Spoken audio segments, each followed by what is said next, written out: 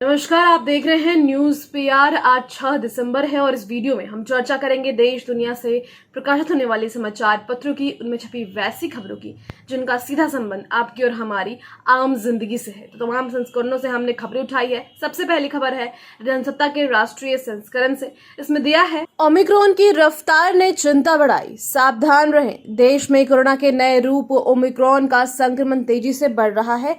रविवार को दिल्ली में ओमिक्रॉन से संक्रमित पहला मरीज मिला, तो वहीं महाराष्ट्र में 7 और राजस्थान में 9 लोगों में संक्रमण की पुष्टि हुई। इसके साथ ही अब तक 21 लोग इस वायरस की चपेट में आ चुके हैं। हालांकि राहत की बात है कि किसी की भी हालत गंभीर नहीं है।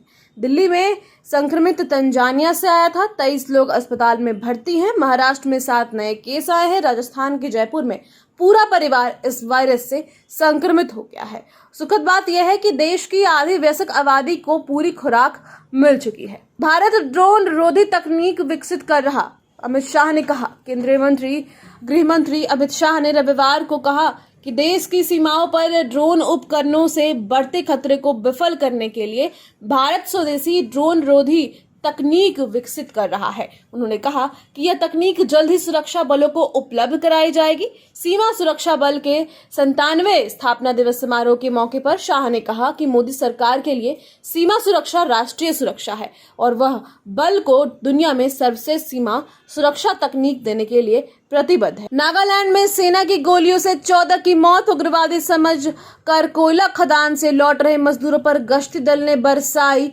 गोलियां।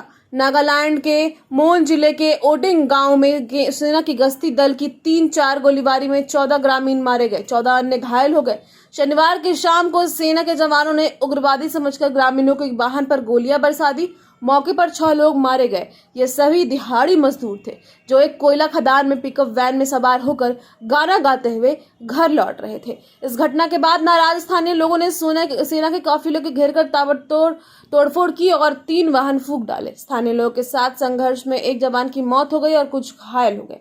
इसके बाद जवानों ने फिर गोलीबारी की, जिसमें स्थानीय लोग मारे गए और कई घायल हो गए। तबादले के बाद भ्रष्टाचार पर मुखर हुए परमबीर सिंह। महाराष्ट्र सरकार ने उच्चतम न्यायालय से कहा कि मुंबई के पूर्व पुलिस आयुक्त परमबीर सिंह को कानून के तहत विशल ब्लोअर नहीं माना जा सकता, क्योंकि उन्होंने अपने तबादले के बाद ही पूर्व गृह मंत्री अनिल देशमुख से जुड़े कथित भ्रष्टाचार के खिलाफ बोलने का फैसला किया।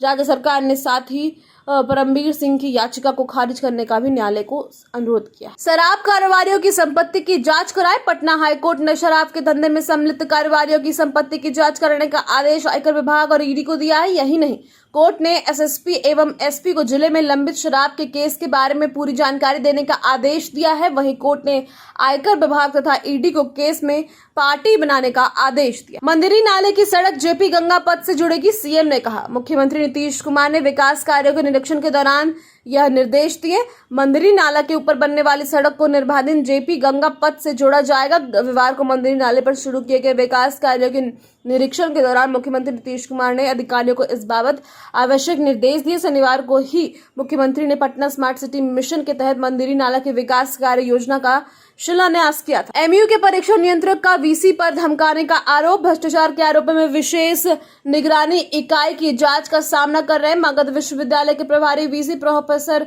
राजेंद्र प्रसाद नए विवाद में घिर गए। उन पर केस को प्रभावित करने के लिए विश्वविद्यालय के पदाधिकारियों को उनके हक में काम करने की धमकी देने का आरोप लगा है। एमयू के परीक्षा नियंत्रक ने कुलपति द्वारा फोन कर कागजात की मांग करने और नहीं देने पर धमकी देने का सनसनीखेज खुलासा किया है। इस संबंध में उन्होंने राजभवन और मुख्यमंत्री सचिवालय के साथ एसवीयू के एसपी को पत्र लिखकर शिकायत की है। माना जा रहा है कि गवाहों को धमकाने और केस को प्रभावित करने के लिए इन आरोपों के बाद एसबीयू उन पर कानूनी कार्रवाई कर सकती है, ताकि वे जांच को प्रभावित न कर पाए। दुबई से पटना आए 2 संक्रमितों की संपर्क में आए लोगों की होगी जांच। केंद्र से लोगों की मिली सूची के बाद कोरोना जांच के लिए लिया गया था सैंपल। दुबई से पटना आए 2 लोग रविवार को कोरोना संक्रमित पाए गए। दोनों नेहरू नगर के रहने वाले हैं।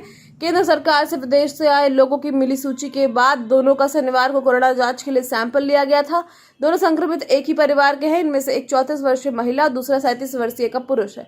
दोनों में कोरोना का कोई लक्षण नहीं है। परिवार के अन्य सदस्यों का भी सैंपल लिया गया, लेकिन वो निगेटिव आए। तो ये थे तमाम अखबारों से आज की खबरें। फिलहाल के लिए बस इतना ही। और भी खबरों के लिए दिन भर न्यूज पीआर के साथ बने रहें। धन्यवाद।